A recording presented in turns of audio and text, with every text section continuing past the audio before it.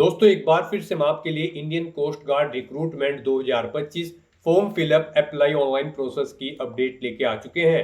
किस तरह से आप नाविक जीडी, नाविक डीबी और यांत्रिक पोस्ट के लिए 630 वैकेंसीज के लिए अपने फॉर्म अप्लाई कर सकते हो। स्टेप बाय स्टेप कंप्लीट जानकारी आपको इस वीडियो में दी जाएगी। लास्ट डेट की अपडेट है, केवल 2 दिन शेष रह गए हैं।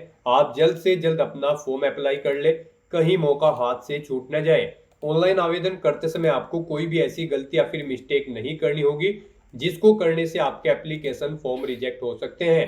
अप्लाई करते समय आपको कुछ महत्वपूर्ण बातों का भी ध्यान रखना होगा, तभी आपके एप्लीकेशन फॉर्म सक्सेसफुली सबमिट किए जाएंगे। आवेदन करते समय आप अपनी क्वालिफिकेशन की डिटेल कैसे दोगे, कैसे अपने एग्जामिनेशन सेंटर चुनोगे, कैसे आप यहाँ पर डॉक्यूमेंट्स, फोटोग्राफ, सिग्नेचर और कितने केबी में आप अपलोड करोगे, फीस पेमेंट करते हुए रजिस्ट्रेशन से लेकर प्रिंट तक आप कैसे अपना फॉर्म अप्लाई करोगे। पूरी जानकारी के लिए आपको ये वीडियो शुरू से लेके एंड तक बिना स्किप किए हुए देखनी होगी। इस वीडियो को कंप्लीटली देखने पर ही आपके सभी सवाल और डाउट क्लियर होंगे। तो चलिए दोस्तों, बिना कोई वक्त कमाए शुरू करते हैं Indian coast guard recruitment form fill up की पूरी जानकारी। फॉर्म भरने से पहले आपको हमारी वेबसाइट IND सरकारी नौकरी के इस पेज पर विजिट करना होगा, जिसका लिंक आपको नीचे description plus first comment box में मिल जाएगा। और हमारे इस पेज पर विजिट करके आप यहां से इंडियन कोस्ट गार्ड का फॉर्म अप्लाई कर सकते हो। इंडियन कोस्ट गार्ड भारतीय तटरक्षक के अंतर्गत नाविक जीडी जनरल ड्यूटी, नाविक डीबी डोमेस्टिक ब्रांच और यांत्रिक की पोस्ट निकली हुई है। टोटल 630 वैकेंसी यहाँ पर निकली हुई है। इसमें नाविक जीडी के लिए 520 सबसे अधिक वैकेंसीज है, नाविक डीबी के लिए भी 50 वैकेंसीज है, यांत्रिक के लिए भी 60 वैकेंसी यहाँ पर निकली है। लास्ट डेट की अपडेट है, केवल 2 दिन शेष रह गए हैं। आप जल्द से जल्द अपना फॉर्म अप्लाई कर ले, कहीं मौका हाथ से छूट न जाए। लास्ट डेट ऑनलाइन आवेदन करने की 25 जून 2025 है। 21,700 सैलरी है प्रति माह के लिए। एजुकेशनल क्वालिफिकेशन की अगर बात की जाए तो यहाँ पर नाविक जीडी पोस्ट के लिए +2 यानी कि 12वीं पास अप्लाई कर सकते हैं फिजिक्स या मैथमेटिक्स सब्जेक्ट के साथ में। नाविक डीबी के लिए 10वीं पास अप्लाई कर सकते हैं। यांत्रिक के लिए 10वीं पास plus engineering diploma, electrical, mechanical, electronics और टेलीकम्युनिकेशन से आप अप्लाई कर सकते हो। 18 से 22 वर्ष आपकी आयु सीमा है। यहाँ पर नाविक जीडी CGEPT 1/2026 और 2/2026 के लिए 1/8/2004 से 1/8/2008 के बीच में कैंडिडेट का जन्म होना चाहिए। ये दोनों दिन भी इसमें जोड़े जाएंगे, तो आप यहाँ से एज कैलकुलेट कर सकते हो। और यांत्रिक 1/2026 बैच के लिए यहाँ पर 1/3/2004 से 1/3/2008 के बीच में कैंडिडेट का जन्म होना चाहिए। नाविक डीबी 2/2026 के लिए 1/8/2004 से 1/8/2008 के बीच में कैंडिडेट का जन्म होना चाहिए। आप यहां से एज चेकआउट कर सकते हो। फीस UR OBC WS के लिए 300 रुपए है। SC ST को कोई भी फीस जमा नहीं करनी होगी। Net banking, visa, master, Maestro, रुपए, क्रेडिट, डेबिट कार्ड और UPI के माध्यम से आप ऑनलाइन फीस पेमेंट कर सकते हो। सिलेक्शन होगा computer based online examination, assessment test, physical fitness test, document verification, medical examination के आधार पे ऑनलाइन अप्लाई कर सकते हो। ऑल इंडिया से अप्लाई कर सकते हो। जॉइन इंडियन कोस्ट गार्ड.ctech.in ये इसकी ऑफिशियल वेबसाइट है, जिससे आप ऑनलाइन अप्लाई कर सकते हो। इंपोर्टेंट लिंक सेक्शन के अंतर्गत नोटिफिकेशन लिंक पर आप जैसे क्लिक करोगे तो इसकी PDF ओपन हो जाएगी। यहाँ से आप ये PDF डाउनलोड कर सकते हो। इसमें आपको एलिजिबिलिटी कंडीशन की डिटेल दी गई है, क्वालिफिकेशन आपको पोस्ट वाइज दे दी गई है। साथ ही साथ यहाँ पर आप एज लिमिट की जानकारी पोस्ट वाइज चेकआउट कर सकते हो। किस कैटेगरी को कितनी आयु सीमा में रिलैक्सेशन दी जा रही है, जैसे कि 5 साल की SC ST के लिए है, 3 साल की OBC NCL के लिए है। यहाँ पर आप वैकेंसीज की complete information category wise check out कर सकते हो। साथ ही साथ यहाँ पर आपको सिलेक्शन क्राइटेरिया की डिटेल दी गई है। इसमें आपको यहाँ पर एग्जाम पैटर्न की इंफॉर्मेशन दी गई है और यहाँ पर आपको इसमें सिलेबस की डिटेल भी दे दी गई है। फिजिकल क्राइटेरिया की इंफॉर्मेशन दी गई है और हाउ टू अप्लाई का कंप्लीट प्रोसीजर दिखाया गया है। तो ऑनलाइन आवेदन करने से पहले आपको नोटिफिकेशन की PDF पूरा रीड आउट करना अनिवार्य है। इसको पूरा पढ़ने से आपके सभी सवाल और डाउट क्लियर होंगे। PDF रीड आउट करने के बाद में आपको अप्लाई ऑनलाइन लिंक पर क्लिक करना होगा, तो आपके सामने ऑनलाइन आवेदन करने का ये ऑफिशियल पोर्टल ओपन हो जाएगा। गाइस, यहाँ पर आने के बाद आपने अगर पहले से रजिस्ट्रेशन कर रखा है, यहाँ पर आपको सबसे पहले अपनी ईमेल ID एंटर करनी है, अपना पासवर्ड आपको एंटर करना है, ये कैप्चा कोड यहाँ पर एंटर करना है और लॉगिन की इस टैब पर क्लिक करते हुए आपको अपने डैशबोर्ड में लॉगिन कर लेना है और फिर वहाँ से आपको अपना फॉर्म अप्लाई करना है। और अगर आप इस भर्ती के लिए फर्स्ट टाइम अप्लाई करने जा रहे हो तो सबसे पहले यहाँ पर आपको अपना रजिस्ट्रेशन करना होगा। उसके लिए आपको क्रिएट अकाउंट के इस ऑप्शन पर क्लिक करना है। आपके सामने रजिस्ट्रेशन का फॉर्म ओपन हो जाएगा। यहाँ पर आने के बाद आपको अपने नाम से पहले टाइटल सेलेक्ट कर लेना है मिस्टर। उसके बाद यहाँ पर आपको अपना नाम एंटर करना है, फिर आपको अपने फादर का नाम एंटर करना है, अपनी मदर का नाम एंटर करना है। नेक्स्ट यहाँ पर आपको अपनी नेशनैलिटी सेलेक्ट कर लेनी है, अपना जेंडर सेलेक्ट करना है। फिर यहाँ पर आपको अपनी ईमेल आईडी एंटर करनी है, वही ईमेल आईडी एक बार फिर से एंटर करके उसे कंफर्म कर लेना है। उसके बाद यहाँ पर आपको अपना मोबाइल नंबर एंटर करना है और फिर आपको यहाँ पर जनरेट ओटीपी के इस ऑप्शन पर क्लिक कर देना है। उसके बाद आपकी रजिस्टर्ड ईमेल आईडी और मोबाइल नंबर पर दो अलग अलग ओटीपी आएंगे। वो ओटीपी यहाँ पर आपको ईमेल आईडी के कॉलम में ईमेल आईडी वाला ओटीपी एंटर करना है। ओटीपी ऑन एसएमएस सेक्शन में यहाँ पर आपको जो आपके मोबाइल पर ओटीपी आया होगा वो ओटीपी यहाँ पर आपको एंटर करना है। उसके बाद यहाँ पर आपसे पूछा गया है कि आपको इस भर्ती के बारे में कैसे पता चला है, न्यूज़पेपर से, एम्प्लॉयमेंट न्यूज़ से, फेसबुक से, इंस्टाग्राम से, व्हाट्सएप से या फिर किसी और अन्य तरीके से। आप अपने अकॉर्डिंग यहाँ पर ऑप्शन सेलेक्ट करें। उसके बाद गाइज यहाँ पर आपको सबमिट के इस ऑप्शन पर क्लिक कर देना है। इस तरह से यहाँ पर आपका रजिस्ट्रेशन सक्सेसफुली कंप्लीट हो जाएगा। आपको लॉगिन के इंटरफेस पर रिडायरेक्ट कर दिया जाएगा। यहाँ पर आने के बाद गाइज अब आपको अपनी ईमेल आईडी एंटर करनी है। आपकी रजिस्टर्ड ईमेल आईडी पर एक पासवर्ड भी आया होगा। आपका लॉगिन का पूरा डिटेल्स आपकी ईमेल आईडी पर सबमिट किया गया है। वहां से आपको अपनी ईमेल आईडी एंटर करनी है, जो ईमेल आईडी आपने रजिस्ट्रेशन करते समय प्रोवाइड कराई थी। अपना पासवर्ड आपको एंटर करना है। पासवर्ड आपकी ईमेल आईडी पर आया होगा, वो पासवर्ड यहाँ पर आपको एंटर करना है। ये कैप्चा कोड आपको यहाँ पर एंटर करना है और उसके बाद आपको लॉगिन की इस टैब पर क्लिक कर देना है। नेक्स्ट यहाँ पर आपको अपना पासवर्ड चेंज करना है। आपका पासवर्ड यहाँ पर 8 से 16 कैरेक्टर के बीच में होना चाहिए और ये अल्फा न्यूमेरिक फॉर्मेट में होना चाहिए। मींस आपके पासवर्ड में कम से कम एक अपर केस कैरेक्टर, एक लोअर केस कैरेक्टर, एक इंटीजर नंबर और एक स्पेशल कैरेक्टर जैसे कि @ हैश या फिर डॉलर होना चाहिए। तो इस फॉर्मेट में यहाँ पर आपको अपना पासवर्ड रेडी करना है। वही पासवर्ड आपको कंफर्म पासवर्ड फील्ड में एंटर करना है। फिर आपको ये कैप्चा कोड यहाँ पर एंटर करना है और उसके बाद गाइज आपको कंटिन्यू की इस टैब पर क्लिक कर देना है। नेक्स्ट आपके सामने कुछ इस तरह से इंटरफेस ओपन होगा। यहाँ पर आपको कुछ जनरल इंस्ट्रक्शंस प्रोवाइड करा दिए गए हैं, आपको इन्हें केयरफुली रीड कर लेना है। उसके बाद आपको इस पेज को नीचे स्क्रॉल डाउन करना है, इस चेकबॉक्स को ओके करना है और फिर गाइज आपको यहाँ पर सबमिट के इस ऑप्शन पर क्लिक कर देना है। नेक्स्ट यहाँ पर आपको अपनी पर्सनल इन्फॉर्मेशन प्रोवाइड करानी है। यहाँ पर आपको कुछ चीजें आपकी ऑटोमेटिकली फिर मिल जाएगी जो आपने रजिस्ट्रेशन टाइम पे प्रोवाइड कराई थी। अब यहाँ पर अगर आप अपनी कोई ऑप्शनल सेकेंडरी ईमेल आईडी देना चाहते हैं तो वो आप एंटर कर सकते हैं और यहाँ पर अगर आपके पास कोई अल्टरनेट मोबाइल नंबर है वो आप देना चाहते हैं तो वो यहाँ पर आप एंटर कर सकते हैं। ये ऑप्शनल है, आप चाहे तो दें चाहे तो ना दें। उसके बाद यहाँ पर आपको अपना मैरिटल स्टेटस सेलेक्ट कर लेना है, आप मैरिड हो या फिर अनमैरिड। उसके बाद यहाँ पर आपसे पूछा गया कि क्या आपके पास आधार कार्ड है, अगर है तो आप यस ऑप्शन सेलेक्ट करें और फिर यहाँ पर आप अपना आधार कार्ड नंबर दें, उसे एक बार फिर से एंटर करके कंफर्म कर लें। और अगर नहीं है आपके पास आधार कार्ड तो यहाँ पर आपको नो ऑप्शन सेलेक्ट करना होगा। उसके बाद आपके पास आधार के अलावा जो भी आईडी है जैसे कि ड्राइविंग लाइसेंस, पासपोर्ट या फिर वोटर आईडी या फिर पैन कार्ड, आप इनमें से किसी को भी सिलेक्ट करें, उसका नंबर दें और उसे एक बार फिर से एंटर करके कंफर्म कर लें। फिर यहाँ पर आपको अपना नाम देना है जो आपकी आईडी पर मेंशन है। फिर आपकी बॉडी पर कहीं कोई कट या तिल का निशान है तो उस पैलेस का नाम देना है। 2 जगह का नाम यहाँ पर आपको देना है जहाँ पर आपकी बॉडी पर कोई कट या तिल का निशान है, नहीं है तो यहाँ पर आप नो मार्क एंटर कर देंगे। उसके बाद गाइज यहाँ पर आपको अपनी कैटेगरी सिलेक्ट कर लेनी है। यहाँ पर अगर आप रिजर्व कैटेगरी से बिलोंग करते हो तो फिर यहाँ पर आपको अपना कैटेगरी सर्टिफिकेट किस डेट को इशू हुआ है वो डेट आपको सिलेक्ट कर लेनी है यहाँ पर इस कैलेंडर में से। फिर आपको अपनी कैटेगरी सर्टिफिकेट की वैलिडिटी बतानी है, वो ऑलवेज वैलिड है या फिर मेंशन डेट है तो वैलिडिटी डेट मेंशन इस ऑप्शन को सिलेक्ट करें, वो डेट आप यहाँ पर सिलेक्ट करें। और लाइफ टाइम के लिए है तो यहाँ पर आप ऑलवेज वैलिड ऑप्शन सिलेक्ट कर लें। उसके बाद यहाँ पर आपको अपनी डेट ऑफ बर्थ सिलेक्ट करनी है।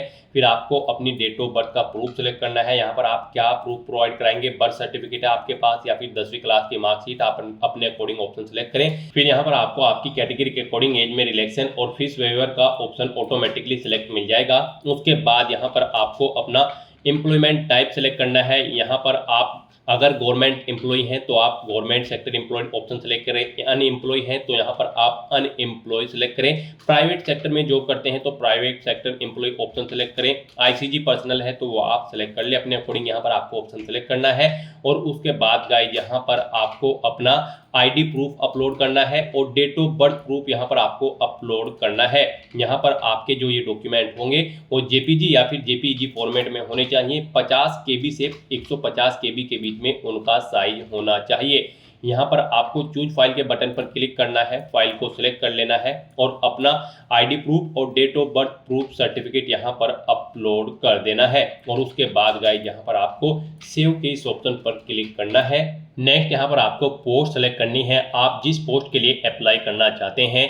यहाँ पर हम आपको नाविक जीडी की पोस्ट के लिए अप्लाई करके दिखा रहे हैं, बाकी दोनों पोस्ट के लिए भी सेम ऐसे ही अप्लाई होगा। तो यहाँ पर इस पोस्ट पर अप्लाई करने के लिए आपको क्वालिफिकेशन का क्राइटेरिया प्रोवाइड कर दिया गया है, आपका 12वीं क्लास पास आउट होना जरूरी है और उसमें आपके पास मैथ और फिजिक्स यहाँ पर एक सब्जेक्ट के रूप में होने चाहिए। आपकी 12वीं क्लास किसी वेल रिकॉग्नाइज्ड बोर्ड या फिर इंस्टीट्यूट से आपका पास आउट होना जरूरी है।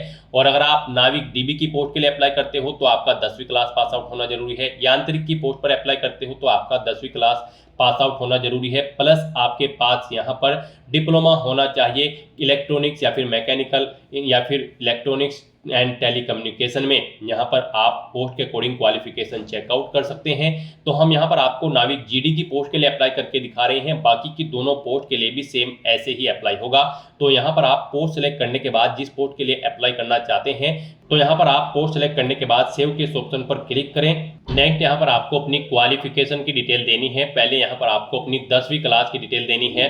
यहाँ पर आपसे पूछा गया है कि क्या आपने 10वीं क्लास पास आउट कर ली है, तो यहाँ पर आपको यस ऑप्शन सेलेक्ट करना है। फिर आपको एजुकेशन बोर्ड यहाँ पर सेलेक्ट कर लेना है जिससे आपने अपनी 10वीं क्लास पास आउट की है। 10वीं क्लास का जो सर्टिफिकेट है उसका नंबर यहाँ पर आपको एंटर करना है। फिर यहाँ पर आपसे पूछा गया है कि आपकी जो 10वीं क्लास है वो यहाँ पर उसका जो रिजल्ट था वो परसेंटेज में था या फिर सीजीपीए में था या फिर ग्रेड में था। आप अपने अकॉर्डिंग यहाँ पर ऑप्शन सेलेक्ट करें। उसके बाद यहाँ पर गाइड आपको पासिंग ईयर सेलेक्ट करना है। फिर आपसे पूछा गया है कि क्या आपके पास एडिशनल मार्कशीट है 10वीं की, अगर है तो आप यस ऑप्शन सेलेक्ट करें, नहीं है तो नो ऑप्शन सेलेक्ट करें। फिर यहाँ पर आपसे पूछा गया है कि आपके पास 10वीं क्लास में कितने सब्जेक्ट थे, वो यहाँ पर आप एंटर करें और फिर यहाँ पर उन सब्जेक्ट को आप ऐड कर दें। यहाँ पर आपको ऐड सब्जेक्ट के ऑप्शन पर क्लिक करना है। फिर यहाँ पर आपको सब्जेक्ट का नाम देना है, जैसे कि अगर हिंदी आपके पास था तो आप हिंदी यहाँ पर टाइप करें। कितने मार्क्स आपने हिंदी में ऑब्टेन किए हैं वो यहाँ पर आप एंटर करें। टोटल कितने मार्क्स थे जिसमें से मार्क्स आपने ऑब्टेन किए हैं वो यहाँ पर आप एंटर करें। और फिर आप यहाँ पर ऐड के इस ऑप्शन पर दोबारा से क्लिक करें। यहाँ पर फिर आप अपने दूसरे सब्जेक्ट के मार्क्स एंटर कर दें। इस तरह से यहाँ पर आपके पास 10वीं क्लास में जितने भी सब्जेक्ट थे वो यहाँ पर आपको ऐड करके उनके मार्क्स की डिटेल यहाँ पर आपको ऐड कर देनी है। फिर यहाँ पर आपको अपनी 12वीं क्लास की डिटेल देनी है। आपको यहाँ पर 12th क्वालिफिकेशन डिटेल की स्टेप पर क्लिक करना है। उसके बाद आपसे पूछा गया कि क्या आपने 12वीं क्लास पास आउट कर ली है, अगर कर ली है तो यस करें। फिर यहाँ पर आपको अपना एजुकेशन बोर्ड सेलेक्ट कर लेना है, जिस बोर्ड से यहाँ पर आपने अपनी 12वीं क्लास पास आउट की है। 12वीं का सर्टिफिकेट नंबर यहाँ पर आपको देना है। फिर बताना है आपका जो रिजल्ट है वो यहाँ पर परसेंटेज में था, सीजीपीए में था या फिर ग्रेड में, आप अपने अकॉर्डिंग ऑप्शन सेलेक्ट करें। पासिंग ईयर यहाँ पर आप सेलेक्ट करें। एडिशनल मार्कशीट है 12वीं की तो आप यस करेंगे, नहीं तो नो ऑप्शन सेलेक्ट करेंगे। कितने सब्जेक्ट थे आपके पास 12वीं क्लास में वो यहाँ पर आप एंटर करें और फिर उनकी डिटेल्स यहाँ पर आपको देनी है। यहाँ पर 12वीं क्लास में आपके पास फिजिक्स और मैथमेटिक्स होना जरूरी है। इंडियन कोस्ट गार्ड नाविक जीडी की पोस्ट पर अप्लाई करने के लिए तो यहाँ पर आपको अपने फिजिक्स के मार्क्स देने हैं, कितने मार्क्स आपने ऑब्टेन किए थे, टोटल कितने मार्क्स थे जिसमें से आपने मार्क्स ऑब्टेन किए थे। फिर आपको ऐसे ही अपने मैथमेटिक्स के मार्क्स एंटर करने हैं, कितने मार्क्स आपने ऑब्टेन किए थे, कितने मार्क्स में से। और फिर यहाँ पर आपको अपने बाकी के सब्जेक्ट्स भी ऐड करने होंगे। इन 2 सब्जेक्ट के अलावा जो भी सब्जेक्ट्स आपके पास थे, हिंदी इंग्लिश जो भी आपके पास थे वो यहाँ पर आप ऐड करें और उसके बाद गाइस फिर आप सेव के इस ऑप्शन पर क्लिक कर दें। नेक्स्ट यहाँ पर आपको अपने एड्रेस की डिटेल देनी है। यहाँ पर आपको सबसे पहले अपना परमानेंट एड्रेस एंटर करना है, अपना हाउस या स्ट्रीट नंबर यहाँ पर आप एंटर करें, लैंडमार्क दें, फोन नंबर दें। कंट्री आपको ऑटोमेटिकली सिलेक्ट मिल जाएगी। अपना स्टेट सिलेक्ट करें, डिस्ट्रिक्ट सिलेक्ट करें, सब डिस्ट्रिक्ट सिलेक्ट करें, पिन कोड दें, अपना पोस्ट ऑफिस का नाम दें। उसके बाद यहाँ पर आपको अपना प्रेजेंट या फिर करंट एड्रेस देना है। और अगर आपका प्रेजेंट या फिर करंट एड्रेस आपके परमानेंट एड्रेस के अकॉर्डिंग सेम है तो आप इस चेकबॉक्स को ओके कर देंगे। ऑटोमेटिकली आपका करंट एड्रेस आपके परमानेंट एड्रेस के अकॉर्डिंग फिल हो जाएगा। और उसके बाद यहाँ पर आपको अपनी डोमासाइल की डिटेल देनी है। आपको डोमासाइल स्टेट सिलेक्ट करना है। उसके बाद आपको डोमासाइल डिस्ट्रिक्ट सिलेक्ट कर लेना है। डोमासाइल सर्टिफिकेट का नंबर देना है।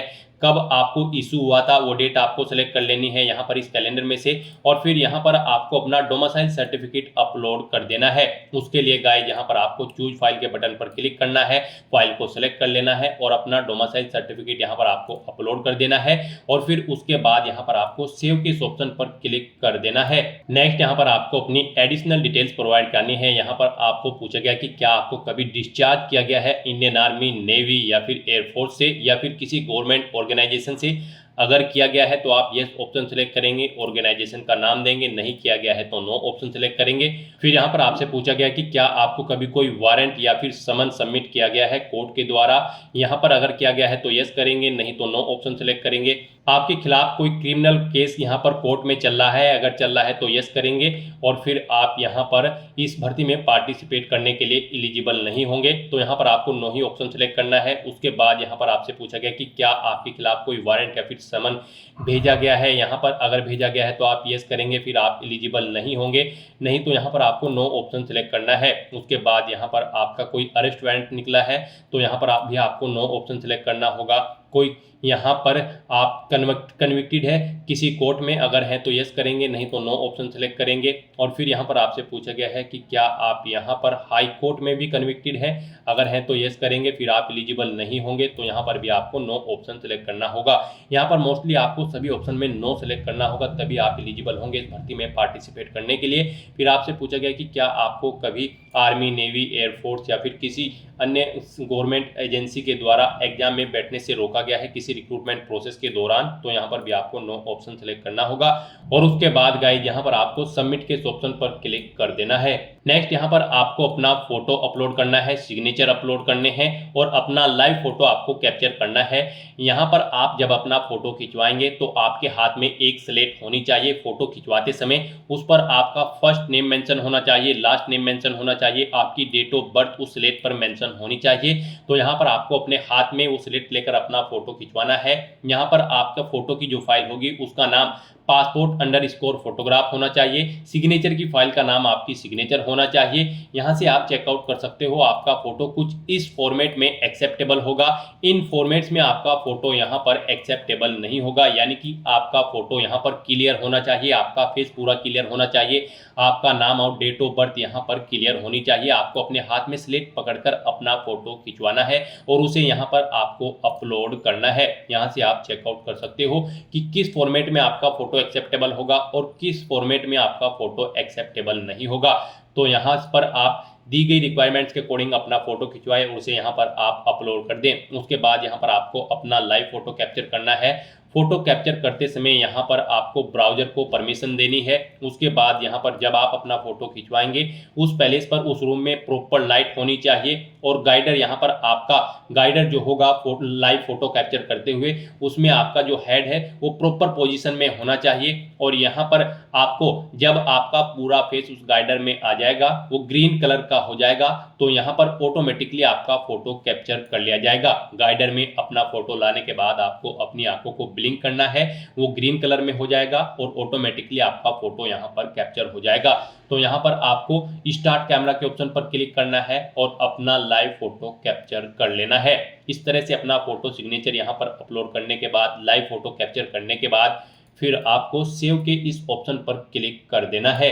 नेक्स्ट यहाँ पर आपको अपनी एग्जाम सिटी सिलेक्ट करनी है। यहाँ पर आपको 5 चॉइसेस दी गई है। यहाँ पर आप पहले स्टेट सिलेक्ट करें, उसके बाद आप सिटी सिलेक्ट कर लें।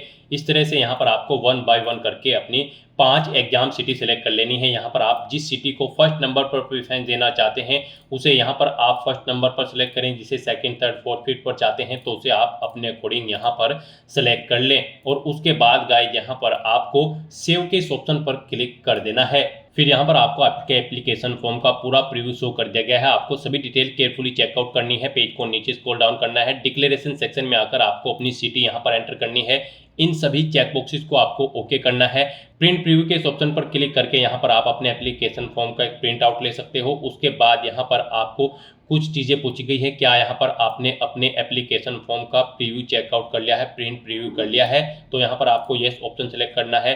Do you want to edit, आप एडिट करना चाहते हैं अपने एप्लीकेशन फॉर्म में तो आप येस करेंगे और टॉप पर ही आपको एडिट का बटन दिया गया है, आप एडिट कर लेंगे। नहीं करना चाहते हैं तो नो ऑप्शन सेलेक्ट कर लेंगे। यहाँ पर आप एडिट का ऑप्शन यूटिलाइज करना चाहते हैं after seeing the print preview prior final submission, final submit करने से पहले यहाँ पर आप अपने यहाँ पर एडिट का ऑप्शन यूटिलाइज करना चाहते हैं तो यस करेंगे, नहीं चाहते हैं तो आप नो ऑप्शन सेलेक्ट करेंगे। Do you want to submit the application form finally, आप फाइनली अपना फॉर्म सबमिट करना चाहते हैं तो यहाँ पर आपको यस ऑप्शन सेलेक्ट करना है और उसके बाद गाइज आपको फिर यहाँ पर सेव के इस ऑप्शन पर क्लिक कर देना है।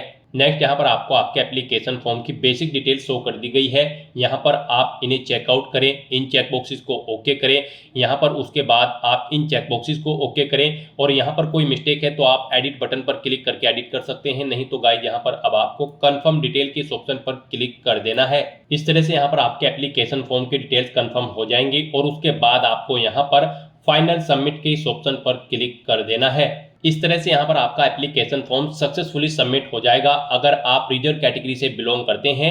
और गाइज अगर आप यहाँ पर अनरिजर्व ओबीसी ईडब्ल्यूएस कैंडिडेट हैं तो पहले आपको 300 रुपये फीस के रूप में जमा कराने होंगे, जो कि आप ऑनलाइन मोड में debit card, credit card, net banking या फिर यूपीआई के माध्यम से जमा करा सकते हो और उसके बाद आपका फॉर्म सबमिट होगा। और फिर यहाँ पर आप व्यू एप्लीकेशन फॉर्म के इस ऑप्शन पर क्लिक करके अपने एप्लीकेशन फॉर्म का एक हार्ड कॉपी प्रिंट आउट ले सकते हो फ्यूचर यूज के लिए, फ्यूचर रेफरेंस के लिए। तो दोस्तों ऐसे आप इंडियन कोस्ट गार्ड, नाविक जीडी, नाविक डीबी और यांत्रिक की पोस्ट के लिए अपने फॉर्म अप्लाई कर सकते हो बिना कोई मिस्टेक किए हुए। आज की इस वीडियो में बस इतना ही। आई होप ये वीडियो आपको पसंद आई होगी। अगर पसंद आई हो तो इसे लाइक और शेयर करें, चैनल पर नए हो तो इसे सब्सक्राइब कर लें। Thanks for watching.